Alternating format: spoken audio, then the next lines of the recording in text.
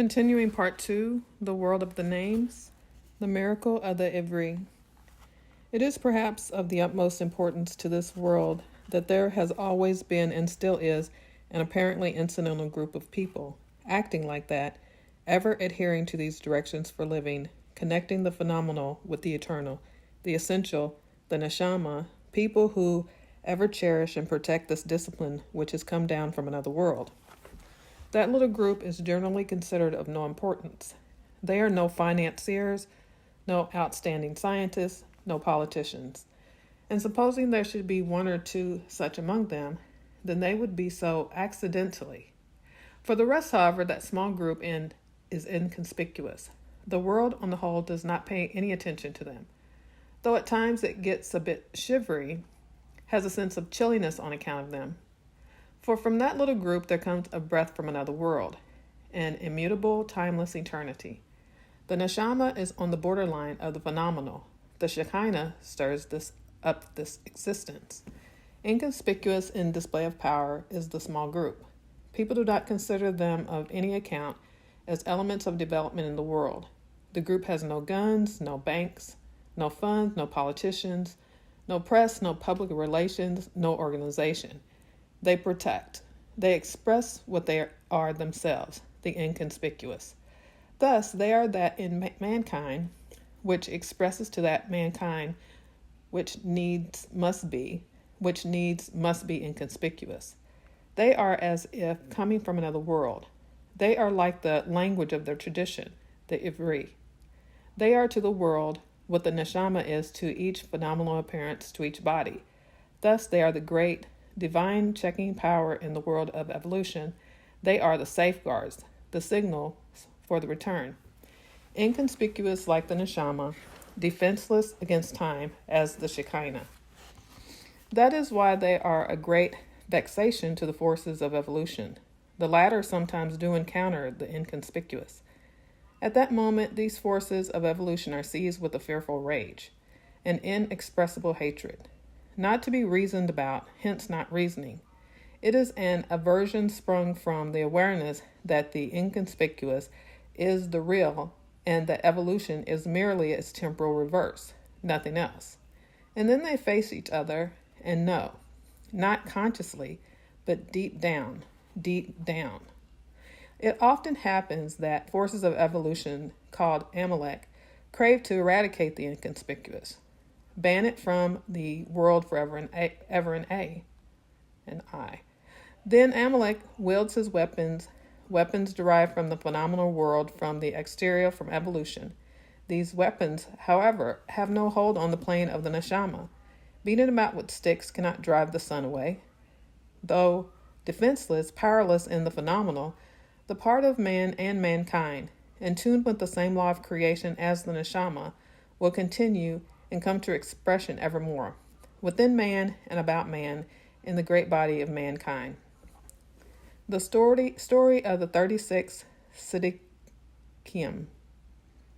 The story of the 36 Tsadikim, often incompletely, hence incorrectly translated as the just, for it implies a great deal more, is sufficiently well known. They are said to be present in every generation. The world is presumed to exist thanks to their presence, and nobody knows who belongs to these 36. Even they themselves are ignorant of the fact that they belong to them. The point at issue here is a pivot of existence, the essence of the world, and it naturally is just as undemonstrable as the Shekinah and the neshama. As soon as it should perceive itself as such in the world of evolution, it can no longer belong to the incognizable 36, for indeed the pivot is imperceptible. Why should there be 36? There are 36 of them because they belong to the premondial world, because they belong to the realm where the neshama learns, because they belong to the world called paradise. Just as the neshama is invisible in man, as the Shekinah is invisible in the world. Just as the word of the Torah, the real history belongs to the premondial world, a world which has all of the same entered into us together with the neshama. Thus, there are 36. There are 36 of them because pre-mondial world, to our mind, expresses itself in the concept of the sixth day. The sixth day, man is in paradise. At the end of it, an end which comes hurriedly, which cannot wait any longer if the world is to be preserved, man is exiled from paradise and enters into this world, the world of the seventh day.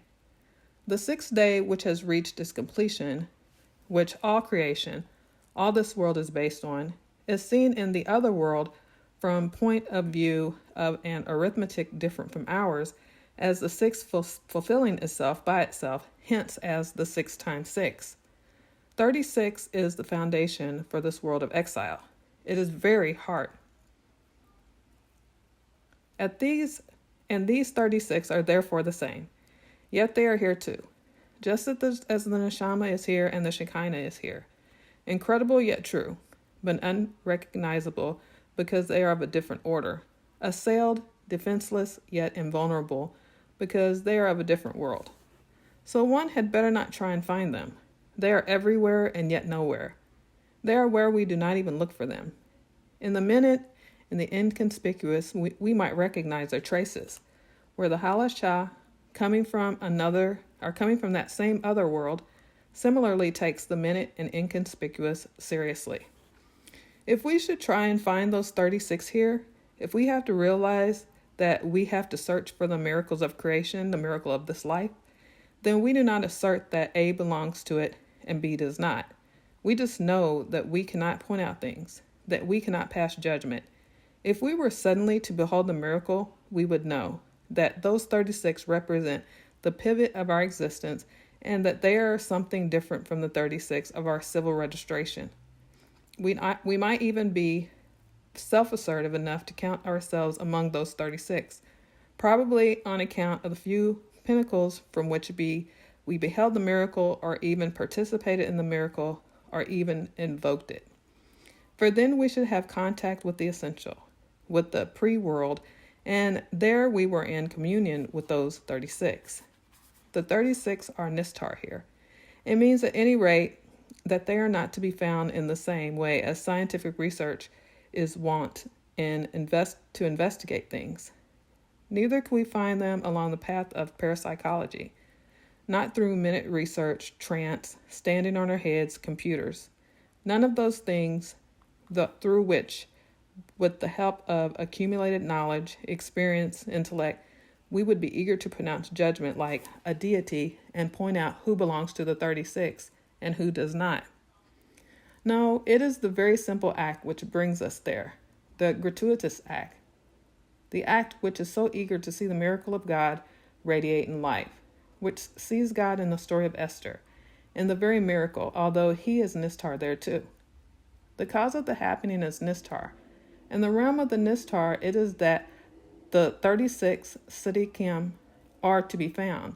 The neshama is there. It is there that the words of the Torah live in a very special way.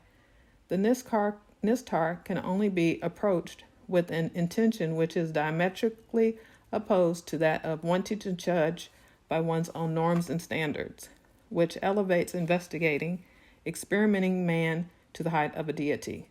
As soon as this happens, the nistar recedes into an inaccessible sphere. It veils itself more and more. It leads the seeker to adopt an attitude comparable only with the pursuit of shadows, of foolish delusions, playing at hide and seek. Does nistar mean that one should completely turn away from that source, from those causes? It would simply imply that one is without interest in God as well, that one simply states God has hidden his face and then comes to the conclusion, oh well, let him remain in hiding. He himself wills it that way, does he not? This reminds me of a Chassidic story. The little son of one of the well-known Chassidim rabbis comes to his father in tears. He has been playing at hide and seek with a little boy friend and had managed to find an excellent spot to hide himself in. So he sat there waiting. He imagined how his boy friend would be looking everywhere, intent on finding him, and he himself sat there in excitement, wondering how much time it would take for him to be found. It took a long time indeed, strangely long. And what was more strange to him still was that all that time he had not heard the boy searching, which surely could not be done noisily. In the end, he left his hiding place to see what was happening. Then he found that his boy friend had gone home almost at once to have a game with other children, and that he himself had found such a fine hiding place for nothing, and had been waiting all that time in vain. Bitterly disappointed and in tears, he told his father the whole story. The latter listened in silence. Then tears trickled down the father's cheeks too. That is how the Shekinah hides herself from us, that we shall go in quest of her, and ourselves.